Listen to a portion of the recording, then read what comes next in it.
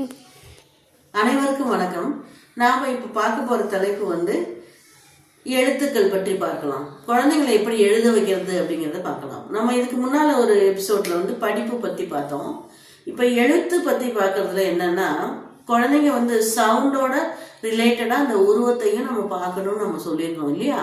அப்போ சவுண்டோட அந்த எழுத்தை எப்படி எழுதுறதுங்கிறத அந்த வரி வடிவத்தையும் நாம் சொல்லும் போது என்ன பண்ணணும், முதல்ல நாம நிறைய டைம் போர்டில் எழுதிக்கிட்டே இருக்கணும். இப்போ ஏ போர்டுனா கீழேருந்து மேலே கீழே விட்டா, அதாவது ஸ்டாண்டிங் லைன், ஸ்லீப்பிங் லைன், அந்த மாதிரிலாம் நம்ம சொல்லி சொல்லி இப்போ எழுத வைக்கிறோம். அது சாதாரணமாக படிக்கிற குழந்தைங்களுக்கு. ஆனால் சில குழந்தைங்களுக்கு நம்ம கீழேருந்து மேலே போய் திரும்ப கீழே நடுவில் ஒரு கோடு போட்டால் ஏ அப்படின்னு சொல்லிக்கிட்டே நம்ம போர்டில் எழுதி எழுதி போட்டுட்டோம்னா நிறைய டைம் நம்ம எழுதுறத பார்க்கும்போது அந்த அப்சர்வேஷன்ல அந்த குழந்தைங்களுக்கு அந்த எழுத்தை எப்படி எழுதுறதுங்கிறது புரியும். ஸோ நாம முதல்ல நிறைய டைம் எழுதணும். ஆ போட்டோம்னாலும் ஒரு வட்டம் போட்டு சுழிச்சு கீழே கொண்டு வளைச்சி கொண்டு ஒரு கோடு போட்டா ஆ அப்படின்னு சொல்லி கொடுக்கறத சும்மா நம்ம எழுதாம நம்ம ஓரலா அந்த வடிவத்தை நம்ம எப்படி எழுதணுங்கிறத நம்ம சொல்லிக்கிட்டே எழுதி அந்த குழந்தையும் பார்க்க சொன்னோம்னாலே அது கொஞ்சம் நாள் பட பார்க்க எழுத ஆரம்பிச்சிருவாங்க. ஸோ எழுத்து சொல்லி கொடுக்கறது கொஞ்சம் ஈஸியாக இருக்கும் நமக்கு. எழுத்து சொல்லி கொடுத்ததுக்கு அப்புறம் வார்த்தைகள் சொல்லி கொடுக்கும்போது அந்த ஒவ்வொன்றையும் அப்சர்வ் பண்ணி அவங்க வார்த்தையில வாயில சொல்லி சொல்லி எழுத வச்சு அவங்க மனசுல பதிய வைக்கணும். எவ்வளவு தரம் நாம சொல்லி கொடுத்து நாம எழுதி எழுதுறோமோ அவ்வளவு சீக்கிரமா அவங்க கத்துக்குவாங்க. ஸோ எழுத வச்சு எழுத்த மனசுல பதிய வச்சு அதோட சவுண்டையும் நம்ம சொல்லி கொடுத்து எழுதும்போது எழுத்துக்கள் வார்த்தைகள் எழுத பழகினதுக்கு அப்புறமா சென்டென்ஸ் எழுதும்போது, அதாவது வாக்கியம் எழுதும்போது நான் இன்று காலை 6 மணிக்கு எழுந்தேன் அப்படின்னு சொல்றத அந்த எழுந்தேன் அந்த என்ன என்ன விஷயம்ங்கிறத அவங்களுக்கு நாம புரிய வச்சுட்டு, நான் இன்னைக்கு காலையில் எழுந்துச்சேன், அதை தான் நம்ம இங்க இப்ப எழுதுறோம். நான் இன்று காலை 6 மணிக்கு எழுந்தேன் அப்படிங்கிறத நாம வரி வரியா எழுதி ஒரு 5 times 10 times நாம எழுதி எழுதி காமிச்சு எழுத வைக்கும் போது அந்த குழந்தை பார்த்து எழுதுறதுக்கு, சென்டென்ஸ் எழுதுறதுக்கு இடம் விட்டு எழுதணும் அப்படிங்கிறதும் புரியும். இடம் விட்டு எழுதும் போது தான் அந்த ஸ்பெல்லிங் நமக்கு கரெக்டா நமக்கு குழந்தை புரிஞ்சுக்க முடியும்.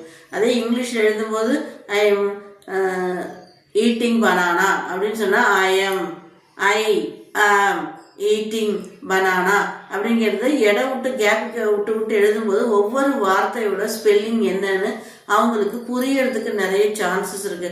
சும்மா ஒட்டு மொத்தம் ஐ மீட்டிங் பனானான்னு கசாம்சான்னு எழுதுனா அது வார்த்தைக்கும் அர்த்தத்துக்கும் புரியாம குழந்தை எதையோ கசாமுசான்னு எழுதி வைக்கும்.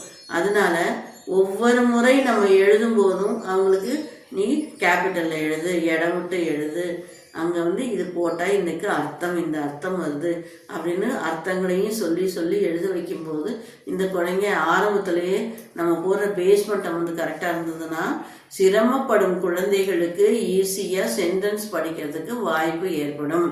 அதனால நாம முதல்ல டீச்சர்ஸ் நிறைய தடவை எழுதி எழுதி எழுதி எழுதி சொல்லி கொடுத்து நாம சொல்லும் போது அவங்க ஈஸியா கத்துக்குவாங்க.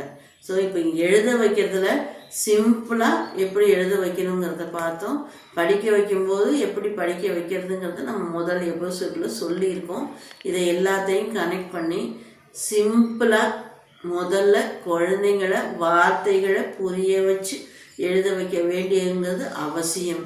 ஆனால் இப்பெல்லாம் அவசரத்தில் நம்ம பாட்டுக்கு பாடம் சிலபஸ் அப்படின்னு சொல்லி வேக வேகமாக போயிட்டே இருக்கோம். அப்போ அந்த குழந்தைங்களால சரியானபடி புரிஞ்சிக்க முடியல. 3rd standard 4th standard வரும்போது சென்டென்ஸ் என்ன, வார்த்தை என்னங்கிறதே புரியாமல் குழந்தைங்க எழுதிட்டு இருக்காங்க. இதையெல்லாம் புரிய வச்சு குழந்தைங்கள நல்ல விதமாக படிக்க வச்சாங்கன்னா அவங்களாம் இன்னும் நல்லா படித்து கிளியராக இருப்பாங்க. அதனால ஆசிரியர்களாக இருந்தாலும் சரி, பெற்றோர்களாக இருந்தாலும் சரி, முதல்ல குழந்தைங்களை சின்ன சின்ன விஷயங்களை முதல்ல புரிய வச்சுட்டதுக்கு அப்புறம் தான் நம்ம குழந்தை நல்ல மார்க் வாங்கலையேங்கிற ஃபீல் பண்ற ஸ்டேஜுக்கு போறதுக்கு முன்னால அவங்க என்ன கத்துக்கிட்டாங்கிறத முழுசா தெளிவா கத்து கொடுக்கறது அவசியம்.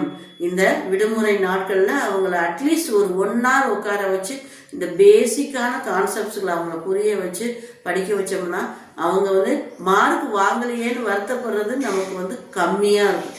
ஓ பாஸ் பண்ணிட்டான், பாஸ் பண்ணுற அளவுக்கு எழுதியிருக்கான், இனி அதுக்கு மேலே மேலே போகணும் அப்படிங்கிறத இந்த விடுமுறை நாட்களில் நம்ம சொல்லி கொடுத்தோம்னா குழந்தைங்க நல்ல விதமாக அச்சீவ் பண்ணுவாங்க. நன்றி, வணக்கம், மீண்டும் சந்திப்போம்.